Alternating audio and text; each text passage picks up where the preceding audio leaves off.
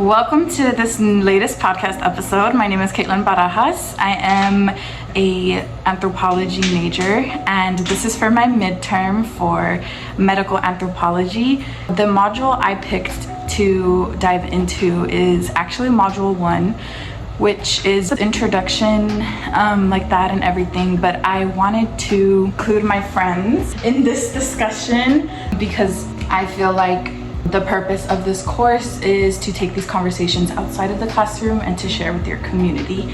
So please introduce yourselves. Oh, okay. My name is Anna. I'm 23. My name is Gustavo. 23 too. Danny, I'm also 23. Okay, so throughout this conversation, guys, I will be pulling from the book called Introducing Medical Anthropology, a Discipline in Action by Singer and others. And I'll bring in some real life examples, and of course if you guys want to share any real life examples, we can definitely do that. Very first thing is, what is medical anthropology? So it is the study of how our culture, society, and biology interact to shape the way we understand health, illness, and healing. It's not just about the sciences of disease or medicine, it's about how these ideas are influenced by where you come from, what you believe in, and the systems in place around you. In other words, medical anthropology helps us understand why two people with the same illness might be treated very differently depending on their culture and the healthcare system they are part of. So before I get too deep into the jargon of medical anthropology, have any of you ever heard of medical anthropology or anthropology at all? Yes, but not medical. I heard a little bit about medical anthropology in South America and just about how medicine has changed throughout time, from like ancient civilizations to more modern technologies and what influences still have hold. Okay, yes, okay. So Anna has not heard of medical anthropology or anthropology. Gus has heard of anthropology, and Danny is familiar with medical anthropology. Gus, I think that's something really good to point out, that like maybe you've heard it, but there are actually a lot of different fields within anthropology. So there's like cultural anthropology, forensic anthropology, linguistic anthropology about like languages and stuff. But anthropology as a whole is about people and our history. There's nuance. It's not just one thing. It's about how multiple things cross each other and intersect. And so for medical anthropology, it is going to focus on this biocultural aspect. So like it's about biology, yes, like your body, but it really does have that cultural aspect as well. Okay, so I am going to go over the key lessons from Module 1 with my friends. I'm going to let them know what I've taken from this module. For Lesson 1, the biggest thing that I took is that health is culturally constructed. Health is not something universally defined. It's shaped by our culture. What we believe is healthy or sick can look different depending on where you're from. So for example, mental health is understood in different ways in different cultures, and it affects how people seek help or even process their own mental health issues. So in Western biomedicine, mental health issues are often treated as like a medical problem that needs a clinical solution like pills. But in other cultures, like many indigenous communities or even our culture as Latino, mental health can be seen as a spiritual or social issue. Can y'all think of a time when your culture or background influenced how you or someone you know approached health, especially mental health? I guess in like Hispanic communities, they just don't talk about it that often. And you know, as a Hispanic man, All I know is que when they say something like, ponte las pilas, man. That's it. It's like, Yeah. like for men it's more like just like Just deal with it. yeah, like mental health issues are Yeah. like a big thing. And I guess, yeah, for us, like being like Mexican and living in the US, there's this term called machismo, which kind of goes into like what you're saying. The men don't really have the space to even acknowledge mental health. And so, And the fact that there's like an issue. yeah, There will be an issue. yes. So I know that in the Hispanic community, and particularly the Colombian community as well, that mental health isn't as talked about in the older generations. No, it is like in the younger generations starting to get like more normal and acceptable to talk about it, to seek help. But like for example, like my grandma, she would rather like go to the church and like seek community, and spiritual help rather than Actual help. clinical Yeah. help for like any like struggle or like psychological struggle. Have y'all ever heard of the word ethnocentrism? Barely. Very, very rarely. Ethnocentrism is the belief that one's own cultural values and way of life are superior to those of others. A quote from the book on page 15 says, "The medical anthropological perspective helps us step back from medicentrism by refusing to take biomedical categories and their various meanings as givens, including the biomedical tendency toward biological reductionism. Medicocentrism is the tendency to view biomedicine as superior or the only valid approach to health and healing, often disregarding or minimizing other cultural and traditional medical systems." That ties into the lesson too, how we talked about there's multiple ways than just Western clinical health. Yeah, lesson 2, biomedicine is not the only valid healing system. A big takeaway for me was that Western medicine has this huge dominance.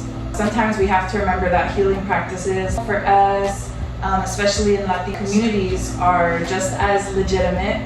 And for some people, it is preferred. Have y'all used any home remedies? I rely on everything that way. Like with like the huevo, Mhm. like if anything's like going, anything just feels funky, it's just like eating that over like Yeah. going to a doctor, over paying that bill. I was gonna say that too.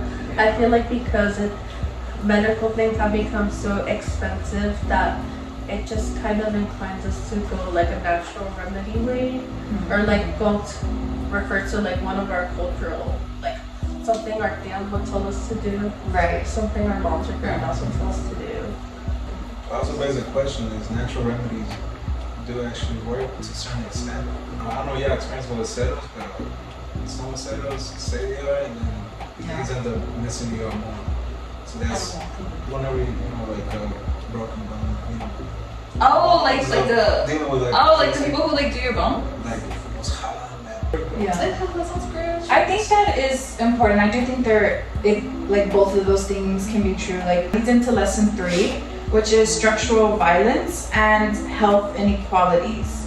So health is not just about individual choices, it's about the systems in place. Structural violence refers to how systems like racism, poverty, and inequality affect access to healthcare. That means the marginalized communities like ours are often at a disadvantage when it comes to accessing quality care. How do you think these inequalities show up in our community? So whenever we were growing up, we were always like, I don't think my parents would feel comfortable going into like, let's say, not white per se, but anything other than Mexican. So we'll be over on the southwest, or if not like I remember there was this one clinic on the north side-ish, but it's just pure Spanish. Because I don't know if they will feel uncomfortable. Oh, They yeah. usually- Then there's the whole language. Yeah. No, that's another thing. Like sometimes some people don't speak English. Yeah. It's like that. And, Like, you know, there's so many sometimes- barriers. Plus, Yeah. the people might feel some type of way. Yeah. Mexicans. Care. I was gonna say, Montrose is a very diverse community.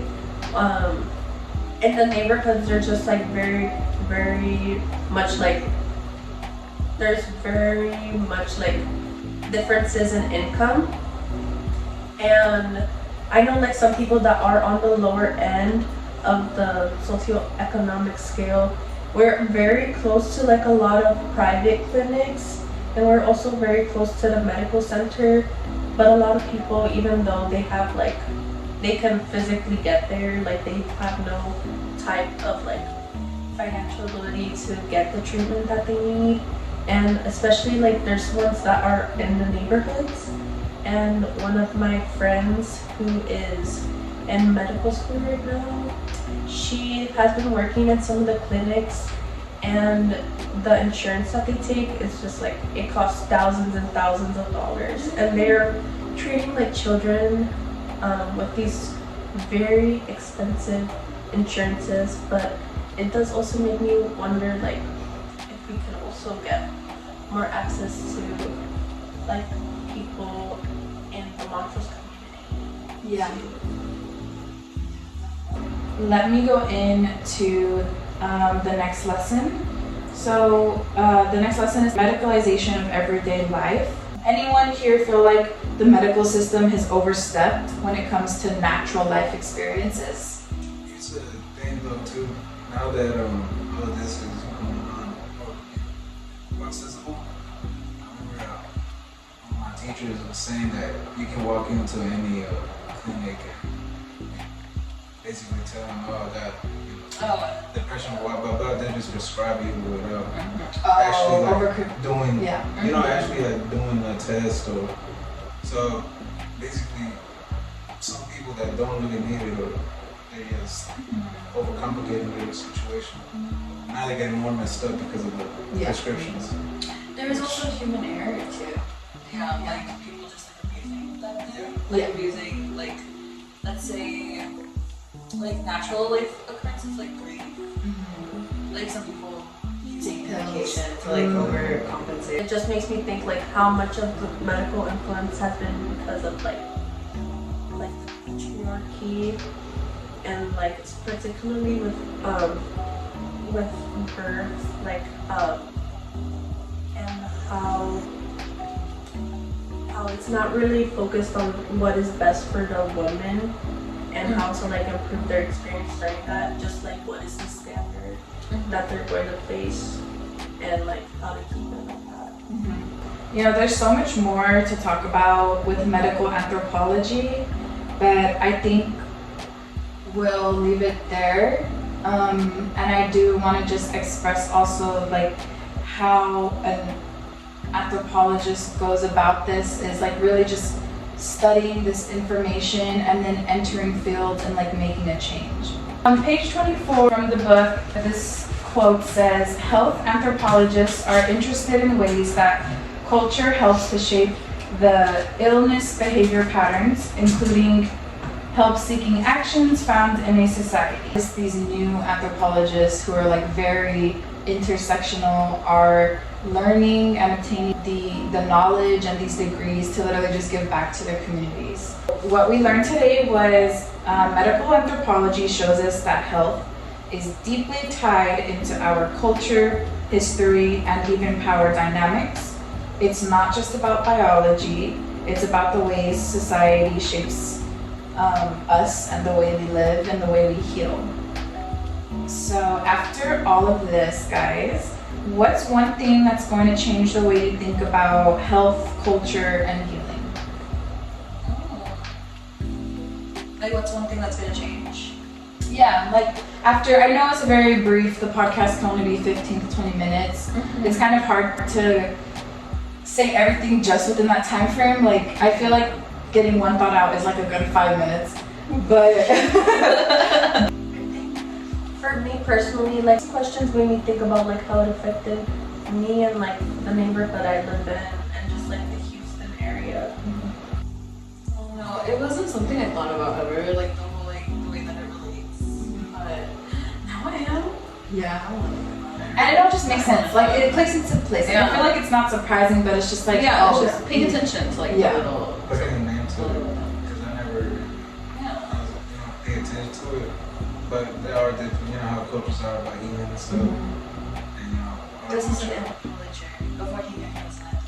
it's making stuff cool. It's always been there because like, oh yeah, these people like do a certain way for some, you know, so let's say I hit on this or whatever. Yeah. And so now you're saying that I'm like, It's all about Connecting. okay. Yes. Well, thank you guys for listening and being part of this conversation. I hope this gave you some new ways of thinking about health and healing in your own life and community. I feel like I'm glad that I asked y'all to come because I think it's a conversation that we can continue to have, like as friends, as co-workers, as partners. Like, you know, it is just everyday life and putting a name to things. And then not just like recognizing it, but changing the way you act with that information, you know? But thank you. Let's do a closing goodbye. 1, 2, 3. Goodbye!